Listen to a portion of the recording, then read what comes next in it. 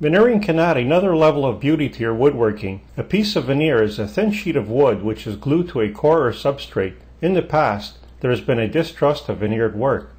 Veneering was associated with cheap furniture. Veneering today is much improved with better glues and dimensionally stable cores. Modern methods of veneering also prevent the earlier problems associated with veneering. Through the use of veneer, more yield can be derived from beautifully figured logs. While solid wood furniture is more durable than veneer furniture and less expensive to create, solid wood is susceptible to wood movement due to seasonal changes. This is not an issue with veneer. Shop-sawn veneers are typically thicker than commercial veneers and can therefore be worked with hand tools such as scrapers and hand planes. Veneer opens up new design possibilities. Veneers can be assembled into arrangements such as starburst and book-match patterns. Solid wood moves through the seasons. Since veneer is glued to a dimensionally stable substrate or core, it is not prone to warping and splitting. Typical woods used as veneer substrates are plywood and medium-density fiberboard, or MDF.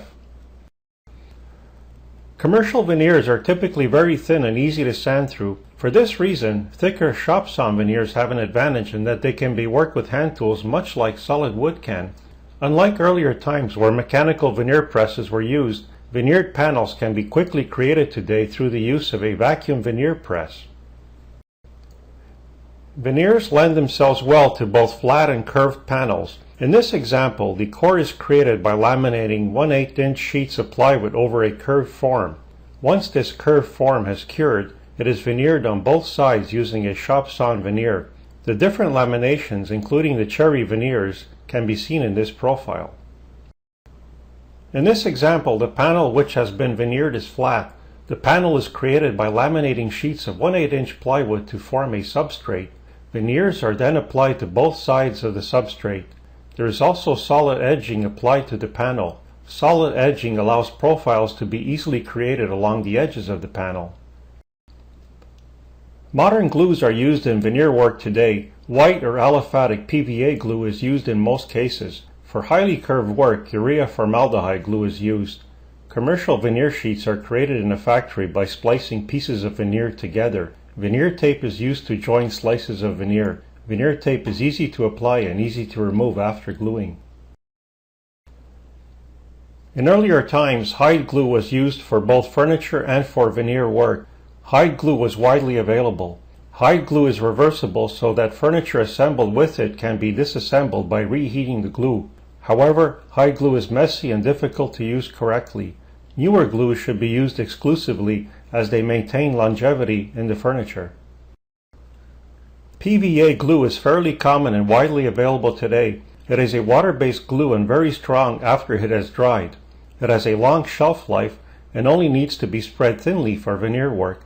Since strength is not a requirement when gluing veneer, white glue or PVA is commonly used.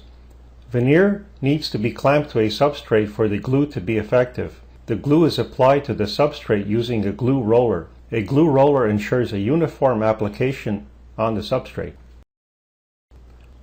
Veneers can be cut flat from a log or through a process called rotary cutting. The log is soaked in hot water to soften it up and make it easy to slice the veneers. When veneers are cut in slices, the slices can be kept in order. This process is preferred and creates a flitch. The veneer slices can then be used in a single piece of furniture as the grain pattern is uniform. Rotary cut veneers are mostly used in the creation of commercial plywood. A typical setup which is used to cut flat slices of veneer from a log is shown here. The knife is kept extremely sharp and the process is highly automated. Better quality grades of veneer are cut using this method as the grain pattern can be adjusted. A typical setup for rotary cutting is shown here. The log is rotated against a fixed knife and the thin veneer is peeled off the log in large sheets. This process is used to create veneers for furniture-grade plywood. There is no control of the grain pattern, however. The grain has a cathedral pattern in rotary cut veneer.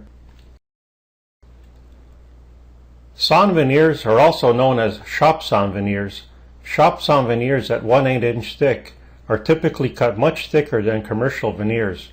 Shops on veneers can then be sanded or scraped down to a 3/32 inch final thickness. Plywood is composed of plies of veneer oriented perpendicular to one another. Highly figured veneers offer an advantage over the solid wood form since many more veneer slices can be derived from a board. Veneers are available in sheets or rolls. Shown is a roll of highly figured bird's eye maple veneer. The roll of veneer can be sliced into sheets afterwards. The sheets can also be spliced together to create wider sheets. Slicing flat veneers from a log produces veneer leaves. The leaves are all sequential and when placed together form a flitch. The pattern or graphics in a flitch of leaves is uniform. The pattern is almost identical on each leaf of veneer in the flitch. This form of veneer is highly sought after, especially if the leaves are to be used in a single piece of furniture. Veneer slicing machines cut veneer from logs. The quality of the cut is controlled by setting the knife and pressure bar to tight tolerances. Fine cracks or knife checks can occur on the backside of rotary cut veneers as shown. When gluing these veneers, this side becomes the backside because of these fine cracks. It is good practice to veneer both sides of a panel, otherwise the veneered panel can warp or cup.